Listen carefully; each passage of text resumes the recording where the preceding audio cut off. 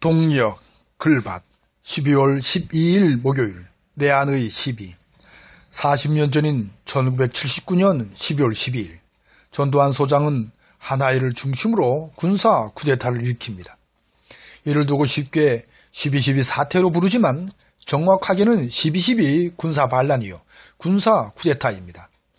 잘 알려진 바와 같이 한 달 전쯤인 10월 26일, 독재자 박정희는 김재규에 의해 목숨을 잃습니다.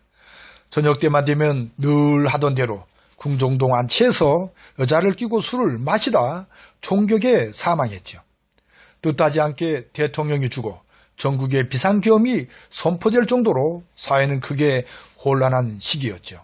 이런 틈을 타 권력을 탈취하려는 기회를 엿보고 거사를 일으킨 것이 바로 전두환입니다. 전두환 소장은 정승화 대장에게 시해 공모 혐의를 뒤집어 씌우고 대통령 초기화를 겁박합니다. 이후 전두환을 중심으로 한 새 군부가 주도하여 광주 항쟁을 거쳐 제5공화국을 탄생시킵니다. 이것은 아랫사람이 윗사람을 총으로 제압하여 일으킨 하극상의 반란 사건입니다. 막강한 나라 권력을 총으로 장악하여 성공한 쿠데타는 처벌할 수 없다는 새 말을 낳기도 했죠. 세월은 한참이 흘렀지만 원형인 전두환은 아직도 29만 원의 삶을 노래하며 떵떵거리고 삽니다. 이런 오늘을 그냥 지낼 수 없다는 생각이 들어 내 안의 시비라는 제목으로 글밭을 읽습니다. 어떤 상황에서든 시와 비를 분명하게 가려야 한다는 확고한 입장을 가지고 있기 때문입니다. 전두환이 일으킨 하극상의 군사 반란을 역사의 교훈으로 삼자는 말씀이지요. 역사의 중요성을 일깨우고 있는 보편적인 이 말이 다시금 떠오르네요. 역사를 잊은 민족에게 미래는 없다고요. 그러니까 지난 역사를 거울로 삼아 다시는 이 같은 잘못을 되풀이하지 말자는 다짐이지요. 여기서 잠시 나라를 빼앗긴 때의 역사학자 단재 신초호가 남긴 말씀을 다시금 새겨봅니다.